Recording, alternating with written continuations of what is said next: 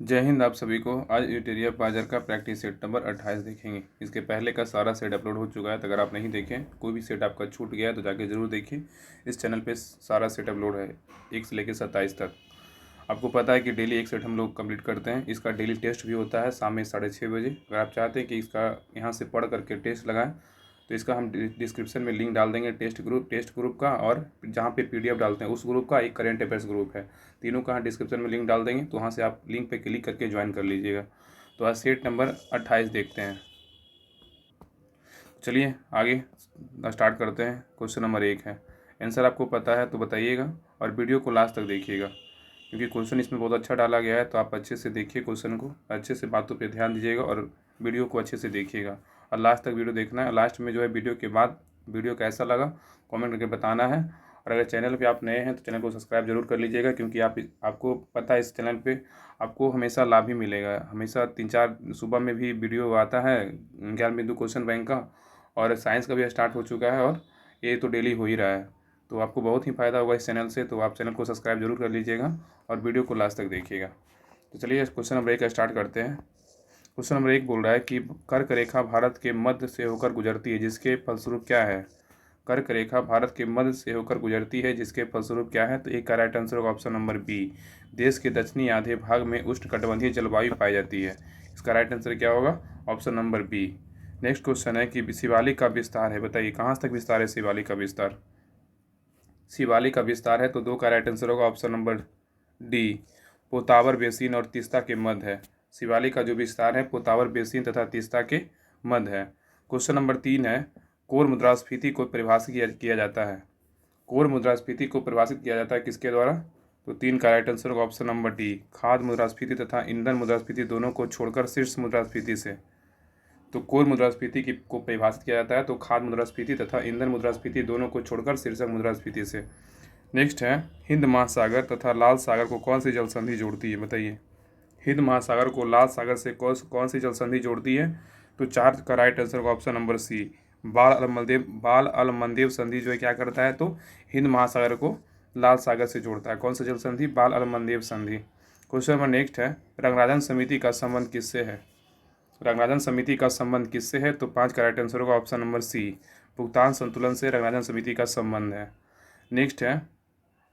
किसी व्यक्ति के वास्तविक जीवन स्तर का आकलन किसके द्वारा किया जाता है।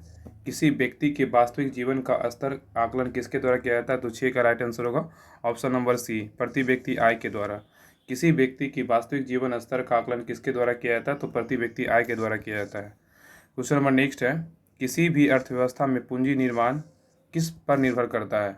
किसी भी अर्थव्यवस्था में पूंजी निर्माण किस पे निर्भर करता है, तो 7 का राइट आंसर होगा ऑप्शन नंबर ए। कुल बचत पे करता है। तो क्वेश्चन क्या बोल रहा था कि किसी भी अर्थव्यवस्था में पूंजी निर्माण किस पर निर्भर करता है, तो कुल बचत पे निर्भर करता है। क्वेश्चन नंबर 8 बोल रहा है कि भारतीय स्टॉक बाजार विनिमय किसके द्वारा किया जाता है, बताइए इसका आंसर क्या होगा। भारतीय स्टॉक बाजार का विनिमय किसके द्वारा किया जाता है, तो 8 का राइट आंसर होगा ऑप्शन नंबर सी। सेबी के द्वारा किया जाता है। किसके द्वारा, सेबी के द्वारा। अगर हम सेबी का बात करें तो सेबी का फॉर्म क्या होता है, तो securities and exchange board of India होता है। Securities and exchange board of India होता है।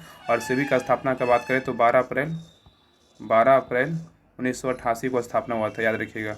12 अप्रैल 1988 को स्थापना हुआ था सेबी का। क्वेश्चन नंबर 9 बोल रहा है। नो का आंसर है, बोल रहा है कि भारत में पहली बार मूल्यवर्धित कर कब लागू हुआ था, बताइए इसका आंसर क्या होगा। भारत में पहली बार मूल्यवर्धित कर कब लागू हुआ था, तो नो का राइट आंसर होगा ऑप्शन नंबर बी। 2005 में लागू हुआ था। भारत में पहली बार मूल्यवर्धित कर कब लागू किया गया था, तो 2005 में लागू किया गया था। क्वेश्चन नंबर 10 है। ग्रीन मफलर का संबंध किससे है, बताइए इसका आंसर क्या होगा। ग्रीन मफलर का संबंध किससे है, तो ये है ध्वनि प्रदूषण से। मफलर मैन किनको बोलते हैं, अरविंद केजरीवाल को। ध्वनि प्रदूषण सबसे ज़्यादा कहाँ है, तो दिल्ली में है। तो ग्रीन मफलर का संबंध किससे है, ध्वनि प्रदूषण से है। ध्वनि प्रदूषण याद रखिएगा। क्वेश्चन नंबर 11 पे आइए। क्वेश्चन नंबर 11 बोल रहा है कि महासागर में ज्वार भाटा की उत्पत्ति का प्रमुख कारण निम्नलिखित में से कौन है। महासागर में ज्वार भाटा की उत्पत्ति का प्रमुख कारण क्या है, तो 11 का राइट आंसर होगा ऑप्शन नंबर सी। सूर्य तथा चंद्रमा के गुरुत्वाकर्षण बल। महासागर में ज्वार भाटा की उत्पत्ति का प्रमुख कारण क्या है, तो सूर्य तथा चंद्रमा के गुरुत्वाकर्षण बल है। नेक्स्ट है। कौन सा भारतीय उद्यान एशियाई बब्बर शेरों के लिए प्रसिद्ध है, इसका आंसर क्या होगा 12 का। कौन सा राष्ट्रीय उद्यान एशियाई बब्बर शेरों के लिए प्रसिद्ध है? इसका राइट आंसर होगा ऑप्शन नंबर बी, गिर राष्ट्रीय उद्यान। गिर राष्ट्रीय उद्यान कहाँ है? तो गुजरात में, याद रखिएगा। किसके लिए प्रसिद्ध है? एशियाटिक शेरों के लिए प्रसिद्ध है। ये गुजरात में स्थित है। आपको पता राजा जी कहाँ उद्यान है? तो उत्तराखंड में राजा जी है। पेच कहाँ है? तो पेच है मध्य प्रदेश में, याद रखिएगा। क्वेश्चन नंबर है 13 पे बोल रहा है भारत में नई वन नीति कब लागू की गई थी? भारत में नई वन नीति कब लागू किया गया था? बताइए इसका आंसर क्या होगा? तो भारत में नई वन नीति जो है 1988 में लागू हुआ था। ऑप्शन नंबर सी होगा, 1988 में लागू हुआ था। नेक्स्ट है, निम्नलिखित में से द ग्रेट लेक्स के अंतर्गत कौन सी झीलें सम्मिलित नहीं है? तो इसमें कौन नहीं है? निम्नलिखित में से ग्रेट लेक्स के अंतर्गत कौन सी झील या झीलें सम्मिलित नहीं है? तो 14 का राइट आंसर होगा option number D, great barrier नहीं है, लेकिन मिशिगन झील सम्मिलित है। ग्रेट लेक्स में सुपीरियर झील शामिल है और इरी झील भी शामिल है। नेक्स्ट है, किसी राज्य में राष्ट्रपति शासन की घोषणा को मंजूरी देने वाला प्रस्ताव संसद के दोनों सदनों द्वारा निम्न में से किस बहुमत द्वारा पारित किया जाता है? किसी राज्य में राष्ट्रपति शासन की घोषणा को मंजूरी देने वाला प्रस्ताव संसद के दोनों सदनों द्वारा निम्न में से किस बहुमत द्वारा पारित किया जाता है? तो 15 का राइट आंसर होगा ऑप्शन नंबर ए, साधारण बहुमत के द्वारा होता है, याद रखिएगा। नेक्स्ट है, क्वेश्चन नंबर 16 का बात करिए। बोल रहा है सर्वोच्च न्यायालय की स्थापना के संबंध में निम्नलिखित में से कौन सा कथन सही है? सर्वोच्च न्यायालय की स्थापना के संबंध में निम्नलिखित में से कौन सा कथन सही है? तो 16 का राइट आंसर होगा ऑप्शन नंबर ए, केवल एक सही है। इसमें क्या बोल रहा है? कलकत्ता में सर्वोच्च न्यायालय की स्थापना 1773 के रेगुलेटिंग एक्ट के द्वारा किया गया था। कलकत्ता में सर्वोच्च न्यायालय की स्थापना 1773 के रेगुलेटिंग एक्ट के द्वारा किया गया था। और दूसरा है, लेमेस्टर इस न्यायालय की प्रमुख न्यायाधीश थे, एक गलत है। लेमेस्टर इस न्यायालय के प्रथम मुख्य न्यायाधीश थे, एक गलत है। इसका प्रथम मुख्य न्यायाधीश का बात करें तो सर एलिजा इम्पे थे, याद रखिए, sir Elijah Impey, sir Elijah Impey, याद रखिएगा, सर एलिजा इम्पे थी। तो कलकत्ता में सर्वोच्च न्यायालय की स्थापना 1773 के रेगुलेटिंग एक्ट के द्वारा किया गया था, सही है। और लेमेस्टर नहीं, लेमेस्टर नहीं, sir Elijah Impey, MP Elijah Impey है, इम्पे जो है ना इसके प्रथम मुख्य न्यायाधीश थे, सर एलिजा इम्पे, याद रखिएगा। क्वेश्चन नंबर है, इसमें 2 गलत था। क्वेश्चन नंबर 17 है, किस संविधान संशोधन द्वारा राज्य लोक सेवा आयोग के सदस्यों की आयु सीमा 60 वर्ष से बढ़ाकर 62 कर दिया गया? किस संविधान संशोधन के द्वारा राज्य लोक सेवा आयोग के सदस्यों की आयु सीमा 60 से बढ़ाकर 62 कर दिया गया? तो क्या होगा? 41वां संविधान संशोधन। 17 का राइट आंसर होगा ऑप्शन नंबर ए, 41वां संविधान संशोधन अधिनियम के द्वारा। कब हुआ था? याद रखिए 1976 में ही हुआ था। 41वां 1976 में ही किया गया था। तो क्वेश्चन बोल रहा था किस संविधान संशोधन द्वारा राज्य लोक सेवा आयोग के सदस्यों की आयु सीमा 60 वर्ष से बढ़ाकर 62 कर दिया गया? तो 41वां संविधान संशोधन अधिनियम 1976 के द्वारा। क्वेश्चन नंबर नेक्स्ट है, आइए 18 पे बोल रहा है कि संसदीय प्रक्रिया शून्यकाल के संदर्भ में निम्न में से कौन सा कथन सत्य है? संसदीय प्रक्रिया में शून्यकाल के संदर्भ में निम्न में से कौन सा कथन सत्य है? तो 18 का राइट आंसर होगा ऑप्शन नंबर डी, इनमें से सभी सत्य है। तो संसदीय शासन प्रक्रिया में शून्यकाल के संदर्भ में बोल रहा है कि यह भारत की देन है, बिल्कुल सही है। यह 1962 में जारी किया गया था। शून्यकाल बिल्कुल सही है। और यह अनौपचारिक साधन है जिसमें संसद सदस्य बिना पूर्व सूचना के मामले में उठा सकते हैं। तो ये तीनों कथन सही है। क्वेश्चन नंबर आइए 19 पे। क्वेश्चन 19 बोल रहा है कि प्रोटेम स्पीकर, क्वेश्चन 19 बोल रहा है कि प्रोटेम स्पीकर को कौन नियुक्त करता है? द इसका आंसर क्या होगा? प्रोटेम स्पीकर को कौन नियुक्त करता है? तो ए, ऑप्शन नंबर ए, भारत के राष्ट्रपति करते हैं। नेक्स्ट क्वेश्चन है, क्वेश्चन नंबर 20 बोल रहा है कि निम्नलिखित में से कौन सा कथन सत्य नहीं है? बताइए इसमें कौन सा होगा? निम्नलिखित में से कौन सा कथन सत्य नहीं है? तो इसका ऑप्शन होगा ऑप्शन नंबर डी, राष्ट्रपति अनुच्छेद 76 के अंतर्गत दोषी ठहराए गए किसी व्यक्ति को दंड को क्षमा कर सकते हैं। ये बिल्कुल गलत है। क्या है? गलत है। इसमें सही क्या है? तो राष्ट्रपति का मासिक वेतन 5 लाख रुपये होता है, बिल्कुल सही। राष्ट्रपति का वेतन आयकर से मुक्त होता है, आयकर से मुक्त है, सही। ऑप्शन नंबर सी बोल रहा है कि राष्ट्रपति देश के संवैधानिक प्रधान होता है, ये भी सही है। राष्ट्रपति देश का संवैधानिक प्रधान होता है, ये भी सही है। और राष्ट्रपति अनुच्छेद 76 नहीं, यहाँ पे अनुच्छेद 76 नहीं, अनुच्छेद 72 होगा। अनुच्छेद 72 के तहत जो है राष्ट्रपति क्या करते हैं? क्षमादान जो है, दोषी ठहराया गया किसी व्यक्ति को क्या करते हैं? क्षमादान कर सकते हैं, क्षमा करते हैं। और आर्टिकल 76 में क्या है? तो महान्यायवादी है, अटॉर्नी जनरल, याद रखिएगा। महान्यायवादी का वर्णन है आर्टिकल 76 में। इसमें ऑप्शन नंबर डी गलत है, यहाँ पे 76 नहीं होगा, यहाँ पे 72 होगा। और 61 में क्या है? तो महाभियोग है, राष्ट्रपति पर महाभियोग, याद रखिएगा। क्वेश्चन नंबर है 21, भारत के संविधान में बोल रहा है कि भारत के संविधान में केंद्र तथा राज्यों के बीच शक्तियों का विभाजन उल्लेखित है। इसका आंसर क्या होगा? भारत के संविधान में केंद्र तथा राज्यों के बीच शक्तियों का विभाजन उल्लेखित है, किस अधिनियम के द्वारा? तो 21 का राइट आंसर का ऑप्शन नंबर ए, भारत शासन अधिनियम 1935 के द्वारा। नेक्स्ट क्वेश्चन है जूनागढ़। जूनागढ़ रियासत को किस माध्यम से भारत में मिलाया गया था?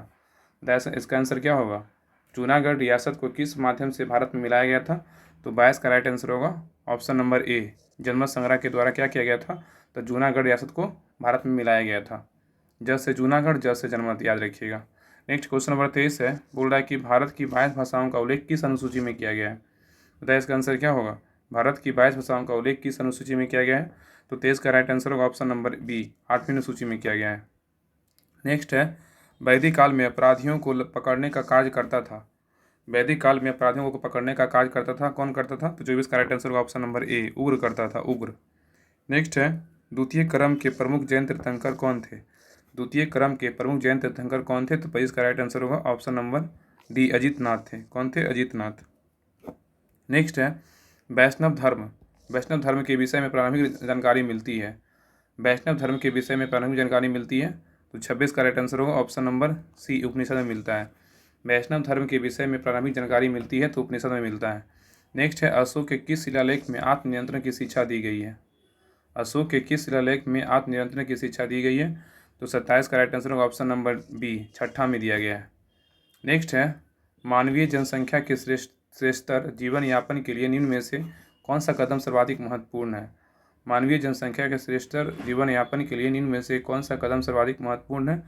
तो 28 का राइट आंसर होगा ऑप्शन नंबर ए, वनारोपण है। क्या है? तो वनारोपण। नेक्स्ट है, विजयनगर। विजयनगर आने वाला प्रमुख विदेशी यात्री अब्दुल रजाक किस देश का निवासी था? राइस का आंसर क्या होगा? विजयनगर आने वाला प्रमुख विदेशी यात्री अब्दुल रजाक किस देश का निवासी था? तो 29 का right answer option number B, फारस का था। बहुत ही अच्छा क्वेश्चन है, कहाँ का था? तो फारस का था। नेक्स्ट है, क्वेश्चन नंबर 30 बोल रहा है कि अकबर ने हरम दल से अपने पूर्णता मुक्त कब कर लिया था?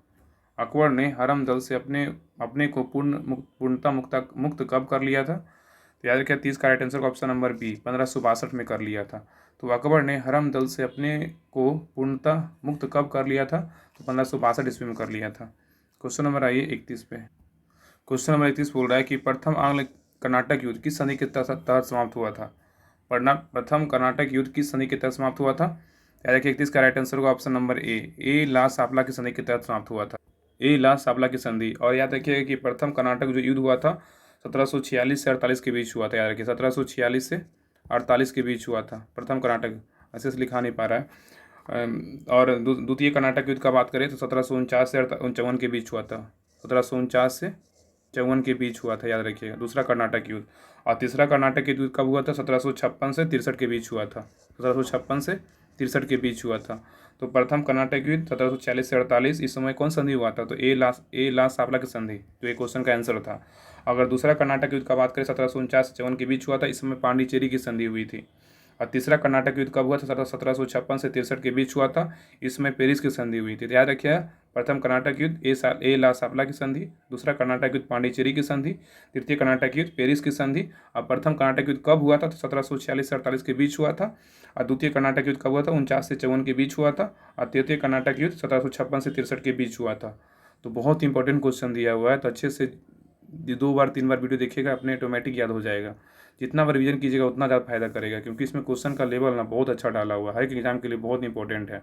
इसलिए क्वेश्चन को अच्छे से देखिए, और एक बार याद नहीं हो दोबारा वीडियो देखिए, जरूर याद हो जाएगा। क्वेश्चन नंबर 32 है कि प्रथम आंग्ल बर्मा युद्ध निम्न में से किसके समय लड़ा गया था? बताइए इसका आंसर क्या होगा? प्रथम आंग्ल बर्मा युद्ध निम्न में से किसके समय लड़ा गया था? तो इसका 32 का राइट आंसर का option number A, Lord Amherst के समय लड़ा गया था।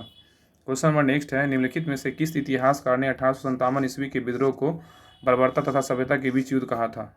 निम्नलिखित में से किस इतिहासकार ने 1857 ईस्वी के विद्रोह को बर्बरता का सभ्यता के बीच युद्ध कहा था? तो 33 का राइट आंसर होगा option number C, T R. Holmes ने कहा था। नेक्स्ट है, सुभाष चंद्र बोस को सर्वप्रथम नेताजी किसने कहा था? बताइए इसका आंसर क्या होगा? सुभाष चंद्र बोस को सर्वप्रथम नेताजी किसने कहा था? तो 34 का राइट आंसर होगा option number B, Adolf Hitler ने कहा था। नेक्स्ट है, निम्नलिखित में से कौन सा कथन सत्य है? तो इसमें कौन सा कथन सत्य है? तो सभी कथन इसमें क्या है? तो सत्य, याद रखिएगा, ऑप्शन नंबर डी राइट है। तो भारत के राजनीतिक गतिरोध को दूर करने हेतु क्रिप्स आयोग आया था, बिल्कुल सही है। भारत के राजनीतिक गतिरोध को दूर करने हेतु क्रिप्स आयोग। और दूसरा है कि भारतीयों को सत्ता हस्तांतरित करने पर विचार हेतु आया था, कैबिनेट आयोग आया था। भारतीयों को सत्ता हस्तांतरित करने पर विचार हेतु कैबिनेट आयोग। और शिक्षा के विकास हेतु कौन सा आयोग आया था? सार्जेंट आयोग आया था। तो भारत के राजनीतिक गतिरोध को दूर करने हेतु क्रिप्स आयोग, और भारतीयों को सत्ता हस्तांतरित करने पर विचार हेतु कैबिनेट आयोग, और शिक्षा के विकास हेतु तो सार्जेंट आयोग आया था। इसमें है मिलान कीजिए, सूची 1 सूची 2 को मिलाना है। तो 36 का राइट आंसर होगा ऑप्शन नंबर ए हो जाएगा। 1 2 3 4। तो पुष्पों का अध्ययन क्या कहलाता है? एंथोलॉजी कहलाता है, याद रखिएगा। पुष्पों का अध्ययन एंथोलॉजी, पराली पादपों का अध्ययन तो एग्रोनॉमी, और पादप जीवाश्मों का अध्ययन क्या कहलाएगा? तो पैलियोबॉटनी कहलाएगा। और कवकों का अध्ययन माइकोलॉजी, और शैवालों का अध्ययन तो फाइकोलॉजी। पता ही होगा शैवालों का अध्ययन तो फाइकोलॉजी याद रखिएगा। तो याद रखिए पुष्पों का अध्ययन एंथोलॉजी, पराली पादपों का अध्ययन एग्रोनॉमी, पादप जीवाश्मों का अध्ययन पैलियोबॉटनी, कवकों का अध्ययन माइकोलॉजी, और शैवालों का अध्ययन तो फाइकोलॉजी होता है। क्वेश्चन नंबर 37 है, R.H. व्हिटकर द्वारा जीवों को कितने वर्गों में वर्गीकृत किया गया है? R.H. व्हिटकर द्वारा जीवों को कितने वर्गों में वर्गीकृत किया गया है? तो 37 का राइट आंसर होगा ऑप्शन नंबर सी, 5 वर्गों में किया गया है। नेक्स्ट है, बर्फ पर उगने वाले शैवाल को क्या कहा जाता है? बर्फ पर उगने वाले शैवाल को क्या कहा जाता है? तो 38 का राइट आंसर होगा ऑप्शन नंबर ए, क्रिप्टोफाइटस कहा जाता है। बर्फ पर उगने वाले शैवाल को क्या कहते हैं? तो क्रिप्टोफाइटस कहते हैं। नेक्स्ट है, सरसों के बीज के अपमिश्रक के रूप में समानता निम्नलिखित में से किसका प्रयोग में लाया जाता है? सरसों के बीज के अपमिश्रक के रूप में समानता निम्नलिखित में से किसे प्रयोग में लाया जाता है? तो 39 का राइट आंसर होगा ऑप्शन नंबर ए, अर्जिमोन बीज का प्रयोग लाया जाता है। किसका? तो अर्जिमोन के बीज का। क्वेश्चन नंबर 40 बोल रहा है कि निम्नलिखित में से किस विटामिन कमी से किलोसिस रोग होता है? तो इसका आंसर क्या होगा? निम्नलिखित में से किस विटामिन कमी से किलोसिस रोग होता है? तो इसका राइट आंसर होगा option number A, vitamin B2। अब आइए क्वेश्चन नंबर 41 पे। क्वेश्चन नंबर 41 बोल रहा है कि सिनकोना पादप किस भाग से कुनैन प्राप्त होता है? सिनकोना पादप के किस भाग से कुनैन प्राप्त होता है? 43 का राइट आंसर होगा ऑप्शन नंबर बी, छाल से होता है। नेक्स्ट, निम्न में से कौन सा पाचक हार्मोन छोटी आंत में स्रावित होता है? निम्न में से कौन सा पाचक हार्मोन छोटी आंत में स्रावित होता है? तो पहले इसका राइट आंसर होगा ऑप्शन नंबर डी, इनमें से सभी। कोलिसिस्टोकाइनिन, सिक्रेटिन और मेलेटिनिन में होता है। तो बोल रहा है निम्न में से कौन सा पाचक हार्मोन छोटी आंत में स्रावित होता है? तो कोलिसिस्टोकाइनिन, काइटिन, सिक्रेटिन और मेलाटिनिन के सभी में होता है। नेक्स्ट है, कांच का लाल रंग निम्न में से किसके कारण होता है? कांच का लाल रंग निम्न में से किसके कारण होता है? 43 का राइट आंसर होगा ऑप्शन नंबर सी, क्यूप्रस लवण के कारण। याद रखिएगा, कांच का जो लाल रंग होता है किसके कारण होता है? क्यूप्रस लवण के कारण कांच का जो रंग होता है वो लाल होता है। अगला है, इसमें मिलान कीजिए। सूची 1 में तत्व दिया हुआ है, सूची 2 में अनुप्रयोग दिया हुआ है। तो किस तत्व का अनुप्रयोग कहाँ होता है? तो 44 का राइट आंसर होगा ऑप्शन नंबर बी। तो यार यूरेनियम का समस्थानिक क्या होता है? नाभ के ईंधन होता है। यूरेनियम का समस्थानिक नाभ के ईंधन। कोबाल्ट का क्या होगा? कोबाल्ट का आ जाएगा, कैंसर के उपचार में कोबाल्ट का प्रयोग करते हैं। आयोडीन का बोलेगा तो आयोडीन का तो गलकंड, और रेडियम का द्वितीय कैंसर। तो याद रखिए, यूरेनियम का समस्थानिक हो जाएगा नाभ के ईंधन, कोबाल्ट का कैंसर का उपचार, आयोडीन का गलकंड, और रेडियम का बोलेगा द्वितीय कैंसर होता है। नेक्स्ट क्वेश्चन 45 है, आवर्त सारणी के किस समूह को उत्कृष्ट गैसों का समूह कहते हैं? आवर्त सारणी के किस समूह को उत्कृष्ट गैसों का समूह कहते हैं? तो 45 का राइट आंसर का ऑप्शन नंबर डी, समूह 18 को कहते हैं। नेक्स्ट है, सिल्वेनाइट इनमें से किस धातु का अयस्क है? सिल्वेनाइट इनमें से किस धातु का अयस्क है? तो 46 का राइट आंसर का ऑप्शन नंबर ए, गोल्ड का है। नेक्स्ट है, जी गुरुत्वाकर्षण नियतांक के संबंध में कौन सा कथन सत्य नहीं है? जी गुरुत्वाकर्षण नियतांक के संबंध में कौन सा कथन सत्य नहीं है? तो 47 का right answer option number B, यह एक जी गुरुत्वाकर्षण ये क्या एक सदिश राशि है? नहीं, यह एक अदिश राशि, याद रखिएगा। सदिश नहीं, अदिश राशि है, अदिश होगा। और जी का जो मान होता है 6.67 इंटू 10⁻11 न्यूटन मीटर स्क्वायर प्रति केजी स्क्वायर होता है, बिल्कुल सही है। और जी का मान संपूर्ण ब्रह्मांड में सर्वत्र एक समान होता है, सही है। ये दोनों सही है, लेकिन एक सदिश नहीं, अदिश होगा। नेक्स्ट है क्वेश्चन 48 है, निम्न में से कौन अनुप्रस्थ तरंग का उदाहरण है? निम्नलिखित में से कौन अनुप्रस्थ तरंग का उदाहरण है? तो 48 का राइट आंसर होगा ऑप्शन नंबर ए, भूकंपीय तरंगों का एस तरंग है।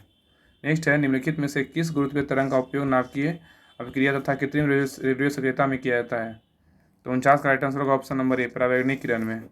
तो निम्नलिखित में से किस चुंबकीय तरंग का उपयोग नाभिकीय अभिक्रिया तथा कृत्रिम रेडियो सक्रियता में किया जाता है? तो परावैगनिक किरण नहीं, सॉरी इसका राइट आंसर है ना, सॉरी क्वेश्चन फिर से पढ़ देखिए। पूरा क्वेश्चन नंबर 49 है ना कि निम्नलिखित में से किस चुंबकीय तरंग का उपयोग नाभिकीय अभिक्रिया तथा कृत्रिम रेडियो सक्रियता में किया जाता है? तो इसका right answer option number C होगा, गामा किरण होगा। सॉरी, आंसर गलती से टिक कर दिए थे। निम्नलिखित में से किस चुंबकीय तरंग का उपयोग नाभिकीय अभिक्रिया तथा कृत्रिम रेडियो सक्रियता में किया जाता है? तो ऑप्शन नंबर सी, गामा किरण में किया जाता है। क्वेश्चन नंबर 50 पे। क्वेश्चन नंबर 50 तो कटा हुआ, देखिए सुन लीजिए, बोल रहे हैं यहाँ पे क्वेश्चन है ना, प्रकाश की किरण को प्रिज्म से गुजारने पर, प्रकाश की किरण को प्रिज्म में गुजारने पर निम्न में से किस रंग का विचलन सर्वाधिक होगा। याद रखिएगा, क्वेश्चन ये बोल रहा है प्रकाश की किरण को प्रिज्म से गुजारने पर निम्न में से किस रंग का विचलन सर्वाधिक होगा। ये ऑप्शन नंबर सी बैगनी का होगा, याद रखिएगा। तो क्वेश्चन यही बोल रहा था कि प्रकाश की किरण को प्रिज्म से गुजारने पर निम्न में से किस रंग का विचलन सर्वाधिक होगा, तो बैगनी का होगा, याद रखिएगा। अब आए स्मरणीय तत्व पे, ये बहुत ही इंपॉर्टेंट है, इसको देखते हैं। बोल रहा है इसमें है ना, गवर्नर जनरल वायसराय प्रथम है, अंतिम है। तो बंगाल प्रथम गवर्नर कौन था, रॉबर्ट क्लाइव था। बंगाल का प्रथम गवर्नर रॉबर्ट क्लाइव, अंतिम गवर्नर बोलेगा तो वारेन हेस्टिंग्स था। अब बंगाल का गवर्नर जनरल बोलेगा प्रथम में कौन था, वारेन हेस्टिंग्स था, और अंतिम में बोलेगा तो लॉर्ड विलियम बेंटिंग थे। तो बंगाल का गवर्नर जनरल बोलेगा तो प्रथम में वारेन हेस्टिंग्स, अंतिम में तो लॉर्ड विलियम बेंटिंग। अब भारत का गवर्नर जनरल बोलेगा तो प्रथम में लॉर्ड विलियम बेंटिंग और अंतिम बोलेगा तो लॉर्ड कैनिंग। तो भारत का गवर्नर जनरल बोलेगा तो प्रथम में कौन था, लॉर्ड विलियम बेंटिंग, अंतिम में कौन था, लॉर्ड कैनिंग था। अब भारत का वायसराय बोलेगा तो प्रथम में कौन था, तो लॉर्ड कैनिंग और अंतिम में कौन था, लॉर्ड माउंटबेटन था। तो भारत का वायसराय प्रथम में लॉर्ड कैनिंग और अंतिम में लॉर्ड माउंटबेटन। अब भारत का भारतीय वायसराय बोलेगा तो प्रथम में श्री राजगोपालाचारी और अंतिम में भी कौन थे, श्री राजगोपालाचारी ही थे। नेक्स्ट है, भारत में द्वैध शासन व्यवस्था का शुरुआत किया गया था रॉबर्ट क्लाइव के द्वारा। भारत में द्वैध शासन व्यवस्था का शुरुआत किया गया रॉबर्ट क्लाइव के द्वारा। मुगल सम्राट शाह आलम द्वितीय एवं अंग्रेजों के मध्य इलाहाबाद की संधि हुई थी कब, तो 12 अगस्त 1765 को हुआ था, याद रखिएगा। तो मुगल सम्राट शाह आलम द्वितीय एवं अंग्रेजों के मध्य इलाहाबाद की संधि हुई थी 12 अगस्त 1765 को। नेक्स्ट है, रॉबर्ट क्लाइव ने बंगाल तथा बिहार के लिए उप दीवान क्रमशः नियुक्त किया था मोहम्मद रजा खां, राजा सिताब राय के लिए। तो बोल रहा है कि रॉबर्ट क्लाइव ने बंगाल तथा बिहार के लिए उप दीवान क्रमशः नियुक्त किया था तो मोहम्मद रजा और राजा सिताब राय को। नेक्स्ट है, भारत में द्वैध शासन व्यवस्था को समाप्त किया था, कौन किया था, वारेन हेस्टिंग्स ने किया था। तो याद रखिएगा, क्वेश्चन पूछेगा कि भारत में द्वैध शासन को समाप्त किसने किया था, तो वारेन हेस्टिंग्स ने किया था। अब वारेन हेस्टिंग्स ने ही सुरक्षा प्रकोष्ठ नीति का प्रतिपादन किया था। तो सुरक्षा प्रकोष्ठ नीति का प्रतिपादन किसने किया था, वारेन हेस्टिंग्स ने किया था। अब वारेन हेस्टिंग्स जो था, मुगल सम्राट में मिलने वाले वार्षिक वेतन को क्या कर दिया था, बंद कर दिया था। आगे बोल रहा है कि वारेन हेस्टिंग्स के समय में ईस्ट इंडिया एक्ट 1784 क्या हुआ था, पारित हुआ था। तो वारेन हेस्टिंग्स के समय ईस्ट इंडिया एक्ट 1784 पारित हुआ और वारेन हेस्टिंग्स के समय बोर्ड ऑफ रेवेन्यू की स्थापना हुई थी। तो बोर्ड ऑफ रेवेन्यू की स्थापना कब हुआ था, किसके समय हुआ था, तो वारेन हेस्टिंग्स के समय हुआ था। और वारेन हेस्टिंग्स के समय 1784 में सर विलियम जोन्स द्वारा the Asiatic Society of Bengal की स्थापना किया गया था। तो याद रखिएगा, वारेन हेस्टिंग्स के समय में 1784 में सर विलियम जोन्स द्वारा the Asiatic Society of Bengal की स्थापना की गई। और वारेन हेस्टिंग्स के समय कोलकाता में प्रथम मदरसा 1781 में क्या किया गया, स्थापना किया गया। तो याद रखिएगा, पूछेगा क्वेश्चन कि कोलकाता में प्रथम मदरसा की स्थापना कब हुआ था, तो 1781 में हुआ था। किसके समय हुआ था, तो वारेन हेस्टिंग्स के समय हुआ था। आगे बोल रहा है कि वारेन हेस्टिंग्स के समय जोनाथन डंकन ने बनारस में संस्कृत विद्यालय 1782 में स्थापना किया था। याद रखिएगा कि बनारस में संस्कृत विद्यालय की स्थापना जो है कब हुआ था, 1782 में हुआ था। और कहाँ हुआ था, बनारस में। और किसने किया था, जोनाथन डंकन ने किया था। उसमें कौन था शासक, तो ये था वारेन हेस्टिंग्स था। आगे बोल रहा है कि भारत में नारी सेवा का जनक बोलेगा तो लॉर्ड कॉर्नवालिस। भारत में नारी सेवा का जनक तो लॉर्ड कॉर्नवालिस। और लॉर्ड कॉर्नवालिस 1793 में इसने स्थायी बंदोबस्त क्या कर दिया था, लागू कर दिया था। तो लॉर्ड कॉर्नवालिस 1793 में इसने स्थायी बंदोबस्त को लागू किया। भूरास्व वसूलने के हेतु रैयतवाड़ी व्यवस्था को लागू किया था कौन, कर्नल रीड। भूरास्व वसूलने हेतु रैयतवाड़ी व्यवस्था को लागू किया था, कर्नल रीड ने किया था। नेक्स्ट है, भूरास्व वसूलने हेतु महलवाड़ी व्यवस्था को लागू किया था तो हॉल मैकेंजी। अगर यहाँ बात करें कि भूरास्व वसूलने हेतु रैयतवाड़ी व्यवस्था को लागू किया था तो कर्नल रीड। अब भूरास्व वसूलने हेतु महलवाड़ी का जब बात करेगा लागू किया था तो हॉल्ट मैकेंजी ने किया था। तो question number set number 28 complete हो गया है। इसका पीडीएफ हम टेलीग्राम ग्रुप पे डाल देंगे। तीनों का लिंक, पीडीएफ ग्रुप और टेस्ट ग्रुप और करेंट अफेयर्स ग्रुप, जो गौरव सर डेली करेंट पढ़ाते हैं उसमें डेली करेंट अफेयर 10 क्वेश्चन जो होता है डेली वहाँ पे डाला जाता है। और आज से नहीं, 2023 से ही सारा क्वेश्चन उस पर डाला हुआ था। आप जाके उस पर रिविजन कर सकते हैं, बहुत ही अच्छा ग्रुप है। और इसका पीडीएफ हम टेलीग्राम ग्रुप पे डाल देंगे। तो वीडियो कैसा लगा, लाइक शेयर सब्सक्राइब जरूर कीजिएगा। और सेट नंबर 29 जो है कल कंप्लीट करेंगे, इसका टेस्ट जरूर दीजिएगा। तो चलिए नेक्स्ट सेट कल देखेंगे, तब तक के लिए जय हिंद।